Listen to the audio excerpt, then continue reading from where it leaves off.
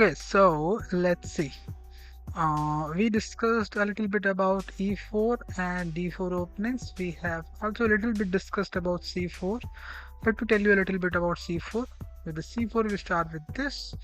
More often than not, you're gonna face this because if you go like this is actually not a very good move because you are trading a central pawn for a flank pawn. Okay, it's not Scandinavian defense. Scandinavian defense is this.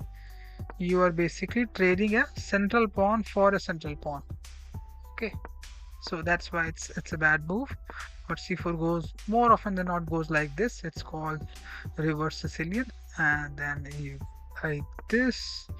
They may come straight away this, and then you can do anything like what? Maybe this. They will go like this. You can just go like this, targeting this, and this is straight away. They can go like this. If you take this, they can also take you as well. So this is an issue. So but you can then handle it with this way as well, so it's not too bad either. Or you can even go like this too. So many possibilities are there. You can also put like this too. So these are the things which are possible in the c4 opening, correct? But what we were discussing is that e4 openings are quite fast because after playing this, you're this and this. These two diagonals get very much highly open and they basically start attacking the king very fast with this, and this goes here and then this can come here, and from here it looks at these places, and this can also go here as well, correct? And look at the king. So these are the lines which are usually created by the after you go with the e4, correct? A more solid system is the d4 systems. Like this, we can go like this, and then in the d4 system we have the London. You can go for the London, or you can also go for the Queen's Gambit. They can go in the Queen's Gambit decline, or they can also take you. You can go like this. They will develop this. You can take, they will take, and so on, so on. Correct? So this is Queen's Gambit decline or Queen's Gambit accepted, whatever may be the case. Queen's Gambit is there. You are playing d4 and c4 both of it. Okay, or you can go for Catalan like this and this. Again, you go for this. They go like this. You go this. Correct. This is Catalan. They can also develop this way as well. You can go like this. They do this, this, and so on. You can go for this as well. Correct. So these are the three systems in the d4 opening where you can play. With the d4, you can play with the Queen's Gambit. Okay. Or you can play with the London system.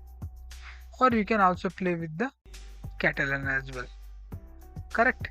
These are the three systems that you can try playing with the d4 line, and you will play for the d4 line when you are feeling that e4 line is becoming a little bit more wild for you. You are not feeling at ease. E4 is like a knife's edge. You can either mate or get mated or things like that. It's not that much solid. Mates can happen very fast. Correct. So that is the case. Now let's try to see in the London. In the London we start like this. Now the thing is that you are developing this bishop here.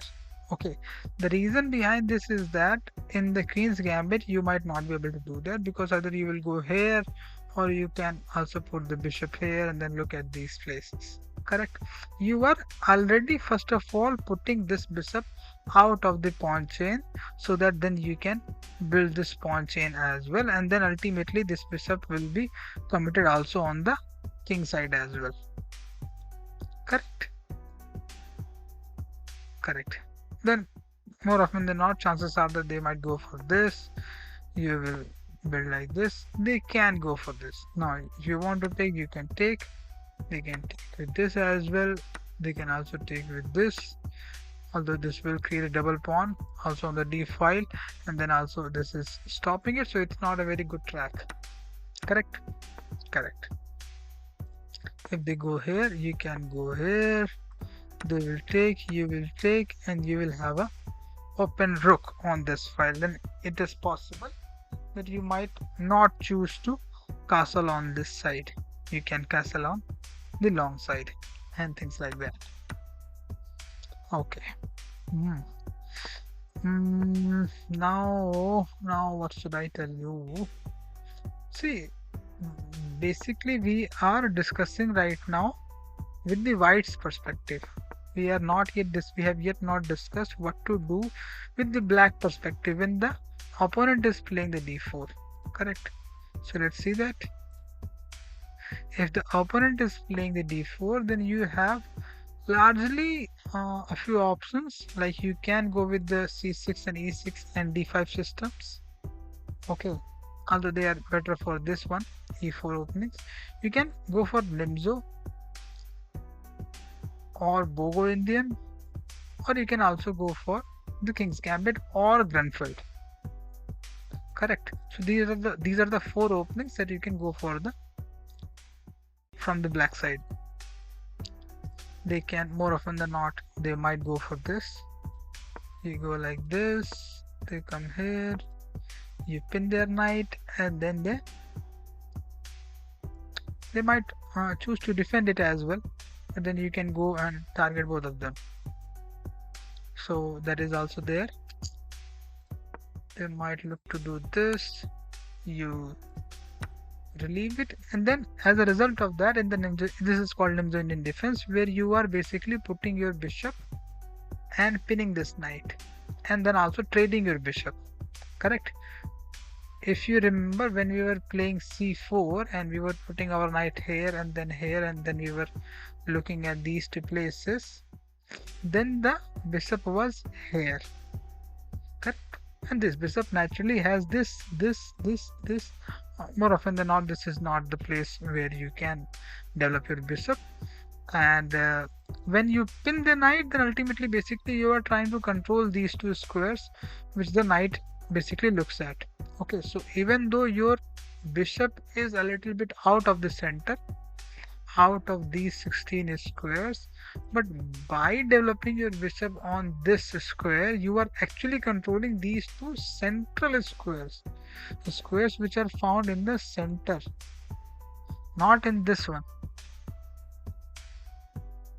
not in these 16 squares. Correct. But in these. Correct.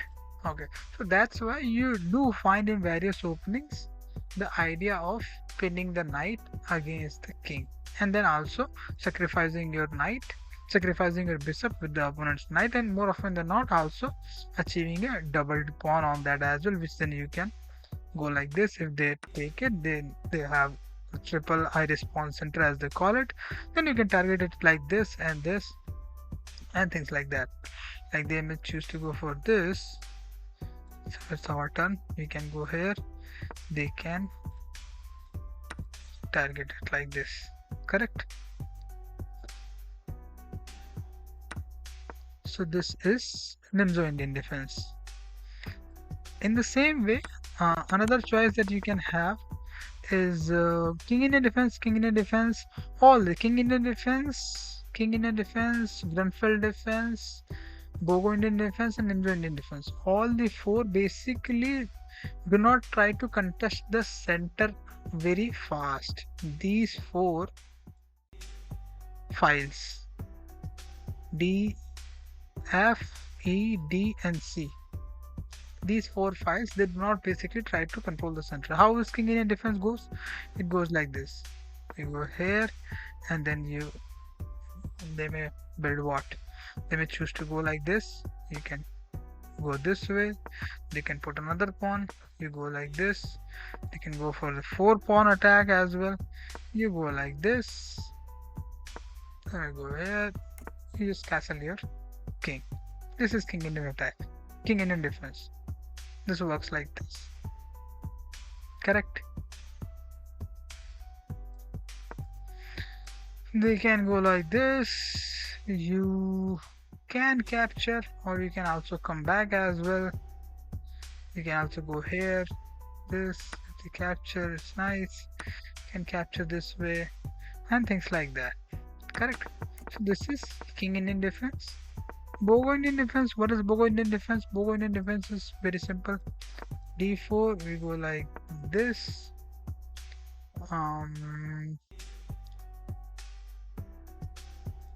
They go like this. You go here, and they may delay. They may delay the development of the knight, but you still go there by giving them a check. They can either go for this, or they can either go for this, or then they can go for this. So either way, you can take it. They can come and take. They can come, or you can go like this. So Bogo Indian defense is very much simple. It's just like when the white chooses not to develop this knight here in the first place, or chooses to develop here and those kind of stuff.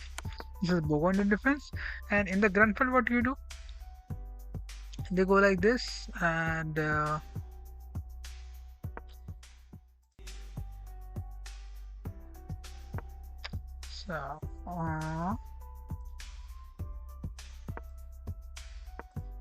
yes, they go like this, this, take it, this, we do Fianchetto. They may build a pawn center. We castle.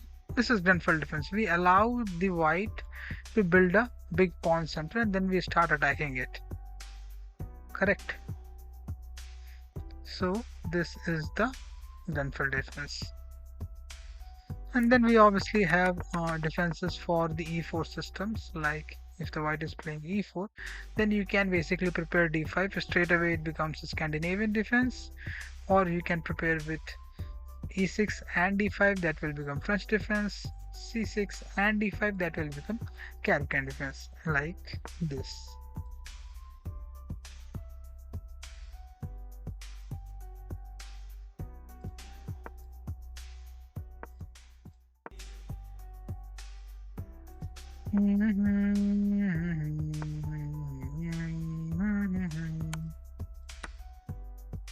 And so on. Correct. Or you can straight away go like this, like that. Scandinavian defense, they go like this, you come back, they develop there, you pin it, then they play this. In case they go like this, you do this one first, and so on, so on. Correct. So that is Scandinavian for you. And then we can also develop for the Caro-Kann. We can prepare d5 from this side. Simple. They can defend like this, or they can also take. You take. This is exchange variation. So this is how then ultimately game moves forward. Both of them have c6 and e6 structures. These are found in French defense, Caro-Kann defense, and also in the Scandinavian defense as well. So these are the systems around roughly e4 and d4 that we are going to discuss sooner or later in one way or the other, sometime overall, sometime generally, sometime specifically.